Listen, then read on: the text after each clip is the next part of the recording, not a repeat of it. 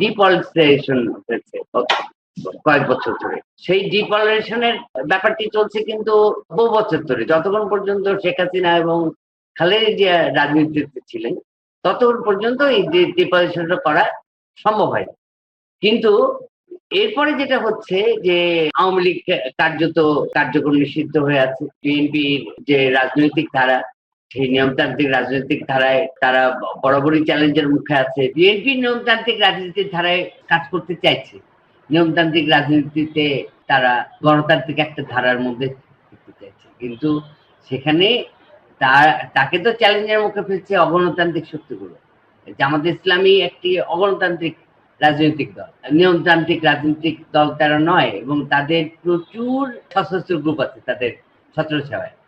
তারপরে আমাদের যে নতুন গজিয়ে ওঠা যে পার্টি এনসিপি, তারা তো প্রকাশ্যেই বলে যে তাদের সশস্ত্র প্রস্তুতি ছিল, সশস্ত্র প্রস্তুতি আছে। এটি তো নিয়মতান্ত্রিক রাজনীতির ধারা না। সুতরাং হচ্ছে একটা ডিপলিটিসাইজেশন হয়ে গেছে। আর এই ডিপলিটিসাইজেশনের ব্যাপারটি কিন্তু আসলে প্রচার করাই হয়েছে যাতে সামরিক বাহিনী একটা কর্তৃত্ব তৈরি হয়, সমাজে সামরিকায়ন হয়, অর্থাৎ রাষ্ট্র এবং সমাজে সামরিকায়ন হবে, আর তোমার আরবিতে বা সামরিক বাহিনীতে ইসলামাইজেশন হবে। যতবার সামরিক বাহিনী পরোক্ষভাবে হোক আর প্রত্যক্ষভাবে হোক ক্ষমতা দখল করেছে, ততবার কিন্তু হচ্ছে আমাদের যে জাতিরাষ্ট্র বাংলাদেশ জাতিরাষ্ট্র হিসেবেই কিন্তু চ্যালেঞ্জের মুখে পড়ে। কেন? যতবার তারা পরোক্ষ বা প্রত্যক্ষভাবে এসছে, ততবারই হচ্ছে কোনো না কোনো ভাবে জামাত ইসলামী শক্তি অর্জন করেছে, বা অগণতান্ত্রিক শক্তিগুলোকে দেখা গেছে শক্তিশালী হতে। এবং সেইখানে একটি বড় ব্যাপার ঘটেছে যে ততবারই হচ্ছে মুক্তিযোদ্ধারা অপমানিত হয়েছেন, বঙ্গবন্ধুর নাম উচ্চারণ করা যাবে না এরকম একটি বিষয় ঘটেছে। যদিও হচ্ছে জাতিরাষ্ট্র বাংলাদেশ আর বঙ্গবন্ধু একটি সমর্থক নাম, সেখানে বারবার বঙ্গবন্ধুকে অপমানিত করার চেষ্টা করেছে এরা। তো এখানে একটা দ্বন্দ্ব দাঁড়িয়ে গেছে যে সামরিক বাহিনী মানে ধর্মরাষ্ট্র, আর আওয়ামী লীগ বা আরো কয়েকটি রাজনৈতিক শক্তি আছে প্রগতিশীল, তারা হচ্ছে বাংলাদেশের সেনাপ্রধান ওয়াকারুজ্জামানের অবসর গ্রহণের এখন আর বছর খানেকও বাকি নাই। আগামী বছরের জুন মাসে তার অবসরে যাওয়ার কথা। এর আগে তিনি বাংলাদেশ সেনাবাহিনীতে অনেক গুরুত্বপূর্ণ সিদ্ধান্ত নিচ্ছেন, বড় বড় ইনস্টিটিউটের উদ্বোধন করছেন, এবং সেনাবাহিনীর ভেতরে এক ধরনের নতুন কৌশল আরোপ করছেন তার অবস্থান আরো সুসংহত করার জন্য। সেটা এখন নানা সূত্রে পরিষ্কার হচ্ছে। সেনাপ্রধান ওয়াকারুজ্জামানের বেশভূষায় যেমন পরিবর্তন এসেছে, তেমনি সেনাপ্রধান পদে অন্তত জুন পর্যন্ত নিরাপদে থাকতে এবং হয়তোবা আরো বড় উচ্চাকাঙ্ক্ষার জন্যই তিনি তার বেশভূষায় পরিবর্তন এনেছেন। সেনাবাহিনীর ভেতরে ইসলামিক ইনস্টিটিউট স্থাপন করেছেন এবং সেনাবাহিনীর ভেতরে এমন একটা অংশের সঙ্গে তার সখ্যতার এবং ঘনিষ্ঠতার খবর পাওয়া যাচ্ছে যারা বাংলাদেশ সেনাবাহিনীর চেহারাটা বেশ বদলে দিতে চাইছে। এই নিয়ে একটা অনুসন্ধানী প্রতিবেদন, ধারাবাহিক প্রতিবেদন তৈরি করেছেন অনুসন্ধানী সাংবাদিক এনায়েত কবির। গত কদিন ধরে সেটা নর্থ ইস্ট নিউজে ধারাবাহিকভাবে ছাপা হচ্ছে। সেনাবাহিনীর ভেতরে ইসলামাইজেশন ঘটিয়ে ওয়াকারুজ্জামান নিজের পদকেই কি সুসংহত করতে চাইছেন? তিনি নাকি বাংলাদেশের সশস্ত্র বাহিনীর সর্বাধিনায়ক হয়ে ওঠারও স্বপ্ন দেখছেন এখন। এসব নিয়ে আলোচনায় আমার সঙ্গে যুক্ত হয়েছেন এনায়েত কবির। এনায়েত কবির, আপনাকে স্বাগত জানাই। এনায়েত ভাই, আপনি একটা পুরো সিরিজ ছাপালেন এবং আপনার ওই ধারাবাহিক প্রতিবেদনটা পড়লে মনে হচ্ছে যে সেনাপ্রধান ওয়াকারুজ্জামানের একটা প্রধান উদ্বেগের কারণ, সেটা অবশ্য ধারণাই করা যায়, উদ্বিগ্ন হয় স্বাভাবিক, অনেকগুলো সরকার বদলে গেল এর মধ্যে, যে তিনি আসলে সেনাপ্রধান পদে টিকতে পারবেন কিনা সেটা একটা উদ্বেগ। আরেকটা উদ্বেগ তিনি ক্ষমতাটা আরো সুসংহত করতে পারেন কিনা।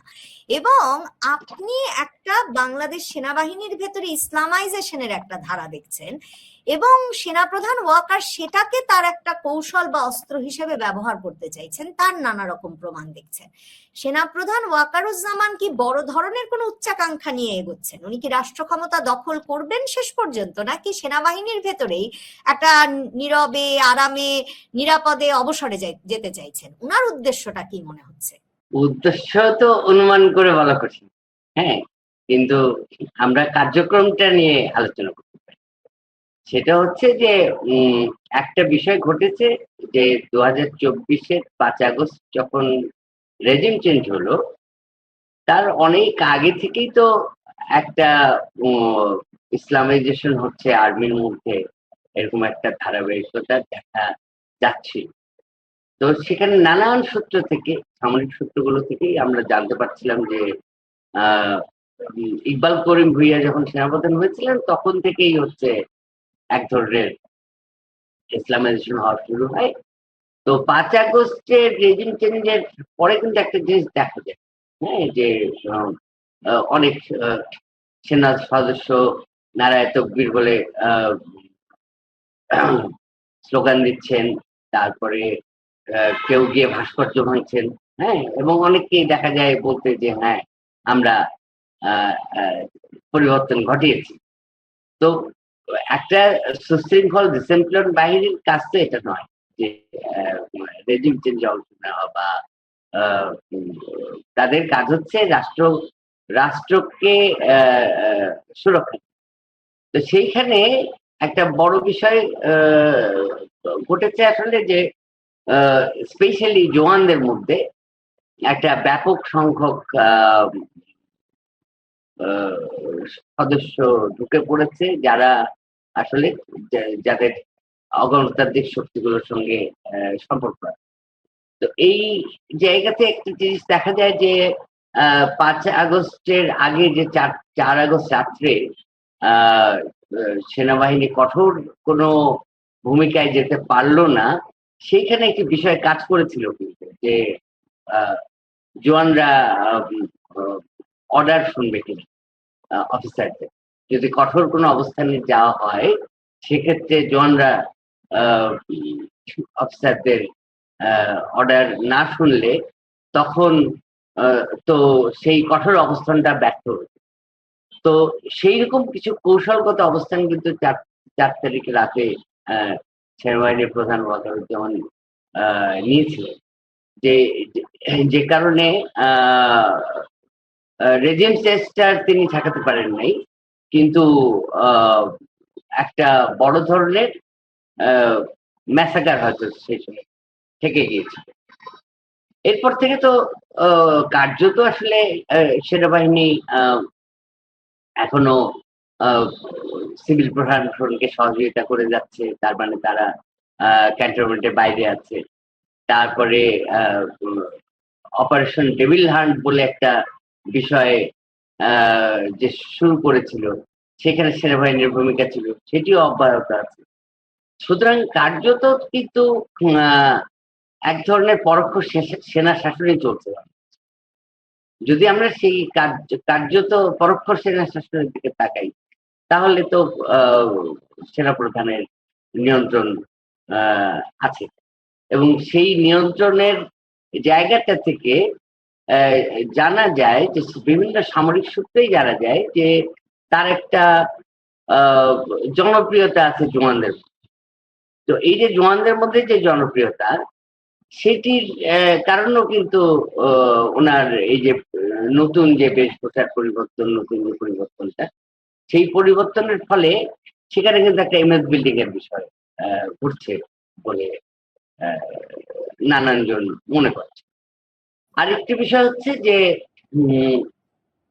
এ পর্যন্ত একটা ধারা দেখা যাচ্ছে যে যারা রাষ্ট্রবিরোধী কর্মকাণ্ডে যুক্ত ছিলেন বলে সেনাবাহিনী থেকে কোর্ট মার্শালে শাস্তি পেয়েছিলেন, তারপরে তাদের বরখাস্ত হয়েছিলেন অথবা বাধ্যতামূলক অবসর হয়েছিল, সেইরকম একটি বড় গ্রুপ কিন্তু 5 আগস্টের অনেক আগে থেকেই রাষ্ট্রবিরোধী, সরকার বিরোধী কাজ করে যাচ্ছে, এবং তাদের কিন্তু মূল উদ্দেশ্য হচ্ছে তার প্রকাশ্যেই বলে জিহাদ। তো সেই যারা এই কাজগুলি করছেন, যেমন জামাতে ইসলামের যুদ্ধাপরাধী গোলাম আজমের পুত্র আব্দুল্লাহ আমান আজমি, তারপরে হাসিনুর রহমান, এই এই গ্রুপটার কথা বলছি আমি, এবং তাদের সঙ্গে সম্প্রতি ব্রিগেডিয়ার আমরা আজমি, জানতে পেরেছি। কর্নেল হাসিনুর রহমান এদেরই তো একসময় কোর্ট মার্শাল হয়েছিল, আবার ওয়াকারুজ্জামান এদেরকে বঞ্চিত হিসেবে দুদফা পদোন্নতি দিলেন, ব্যাপক পরিমাণ ক্ষতিপূরণ দেওয়া হলো সম্প্রতি। এমনকি মেজর জাহিদের মতো ব্যক্তি, যার কিনা বাংলাদেশে জঙ্গি বিরোধী অভিযানে মৃত্যু হলো এবং বাংলাদেশ সেনাবাহিনী বলল যে সে হিজরতে চলে গিয়েছিল মানে জঙ্গিবাদী কর্মকাণ্ডে যুক্ত হতে পরিবার সহ, সেই ব্যক্তিকেও কিন্তু তার মরণোত্তর এখন মানে ব্যাপক পরিমাণ ক্ষতিপূরণ দেওয়া হলো। তার মানে কি ওয়াকারুজ্জামান এক রকমের সন্ধি করেছেন এবং ওই প্রভাব বলয়টাকে তার পক্ষে কাজে লাগাতে চাইছেন এখন ব্রিগেডিয়ার আজমি, কর্নেল হাসিনুর রহমান এদের। উনারা তো সেনা নেতৃত্বের উপরেই বোধহয় একটা প্রভাব আছে, থেকে একটা বিপ্লবী বাহিনীও বোধহয় গড়ে তুলতে চান, মানে এই সেনাবাহিনীর এই স্ট্রাকচার নিয়েও তো বোধহয় তারা খুশি না, তাদের একটা প্রভাব বলয় নিয়ে আসতে চাইছেন ওয়াকারুজ্জামান। না, প্রভাবটা আসলে তুমি যদি দেখো তাহলে হচ্ছে 5 আগস্টের আগে থেকেই কিন্তু ইকবাল করিম ভুইয়া, আব্দুল হক, তারপরে আব্দুল্লাহ আল আমান আজমি, তারপর হাসিনুর রহমান, এদের কিন্তু বিপুল প্রভাব আছে সেনার উপরে 5 আগস্টের আগে থেকে, এবং রেজিম চেঞ্জের সময় দেখবে যে এদের একটা বড় ভূমিকা আছে।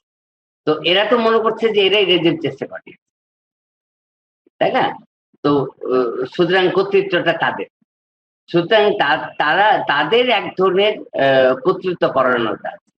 আর সবচেয়ে বড় জিনিস যেটি দেখবে সেটি হচ্ছে এরা কিন্তু কেউ নিয়মতান্ত্রিক রাজনীতির মানুষ না।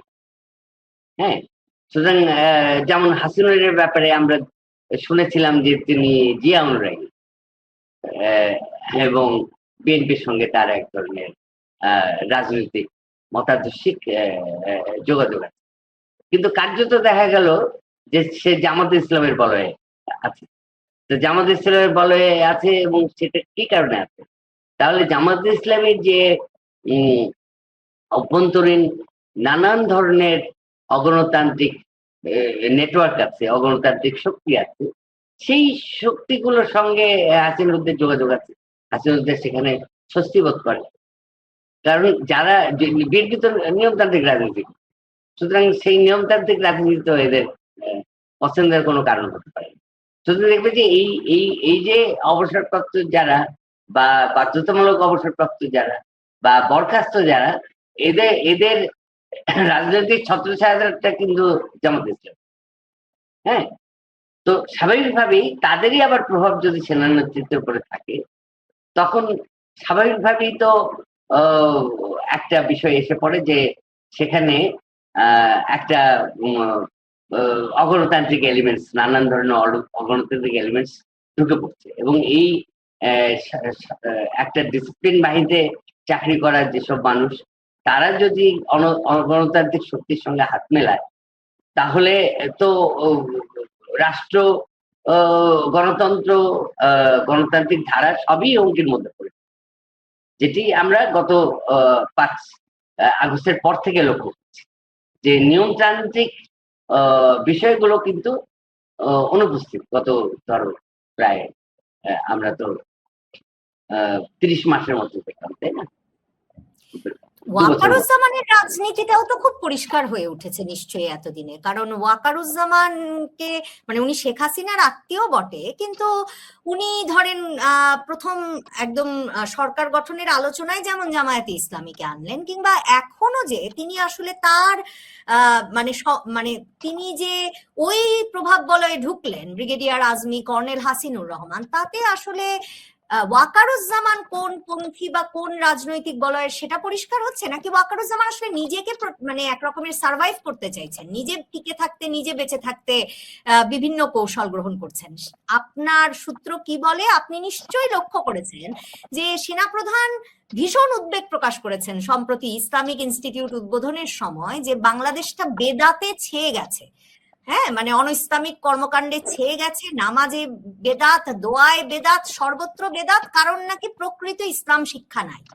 এখন এই যে ইসলামিক ইনস্টিটিউটের মাধ্যমে সেনাবাহিনী আশা করে বাংলাদেশে প্রকৃত ইসলাম শিক্ষা কায়েম করবে, তো মানে এই যে সেনাপ্রধান যে এত দায়িত্ব নিচ্ছেন, সেটা কোনো রাজনৈতিক এজেন্ডা থেকে, নাকি শুধু নিজে টিকে থাকতে, ওই যে আপনি যে বলছেন ইমেজ বিল্ডিং এর অংশ হিসেবে?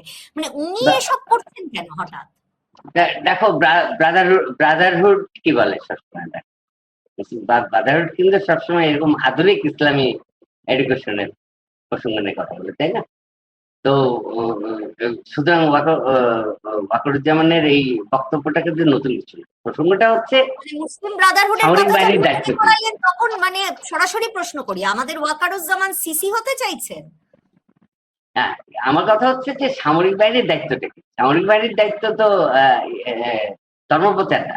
সামরিক বাহিনীর দায়িত্ব তো ধর্মশিক্ষা নয়। সামরিক বাহিনীর দায়িত্ব হচ্ছে রাষ্ট্রের সুরক্ষা দেওয়া এবং রাষ্ট্রের নিরাপত্তা রক্ষা করা এবং আহ, কি বলে জনগণের নিরাপত্তা দেখা। তো তার যেসব জুরিসডিকশন আছে, এই জুরিসডিকশনের বাইরে এই ব্যাপারটি ঘটছে। এই ব্যাপারটি ঘটছে মানে সামরিক বাহিনীর নানান কর্মকাণ্ড তো এর আগে থেকেই আছে, নানান ধরনের জুরিসডিকশনের বাইরে তারা কাজ করছে, কিন্তু সেগুলি রাষ্ট্র সাংঘর্ষিক ভাবে অনুমতিও দিচ্ছে। যেমন ধরো যে এগুলি সবই কিন্তু এই যে ইনস্টিটিউটটা হলো, এটা নিশ্চয়ই ব্যবসায়িক প্রতিষ্ঠান। হ্যাঁ, তো এই ব্যবসার নানান ধরনের প্রবৃত্তি হচ্ছে তাদের। প্রায় 51টা অর্গানাইজেশন, ব্যবসায়িক অর্গানাইজেশন আছে, আরো একটা দুইটা যুক্ত হচ্ছে। এবং এই যে যেটির কথা বললে তুমি, সেটি হচ্ছে তো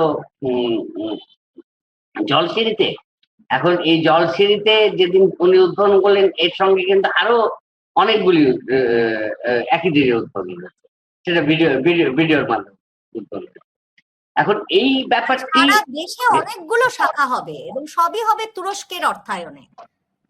তুরস্কের অর্থায়নে। তো এই ব্যাপারটা কি হচ্ছে দেখো, এইটা হলো যে 19শে জুলাই, গত 19শে জুলাই উনি তুরস্ক গেলেন। যখন তুরস্ক গেলেন, একই দিনে কিন্তু সৌদি আরবের ক্রাউন প্রিন্স এবং প্রধানমন্ত্রী সালমান বিন আজিজ, উনি আমন্ত্রণ জানালেন হচ্ছে বাংলাদেশের প্রধানমন্ত্রীকে সৌদি, সেই 19শে জুলাই। তো তখনই আমরা নানান কূটনৈতিক সূত্রে শুনতে পেলাম যে এরকম একটি সামরিক জোটের আলোচনা চলছে, যেটার নাম হবে মক্কা সামরিক। এইটা কিন্তু একটা বিষয় হচ্ছে যে মুসলিম ইমোশনকে কাজে লাগিয়ে একটা সামরিক বলয় তৈরি করা, সেই দিকে নিয়ে যাওয়া মক্কা নামটা। কিন্তু বিষয়টা তো আসলে খুব আমার কাছে লেগেছে একটু অন্যরকম। যে যেমন ধরো যে সৌদি আরবের যে বাহিনী, সেই বাহিনী হচ্ছে একটা মার্সেনারি বাহিনী অলমোস্ট, এবং সেখানে পাকিস্তানিদের বিপুল তোমার ইয়ে আছে, সংখ্যাধিক্য আছে। আচ্ছা, তারপর পাকিস্তান এখন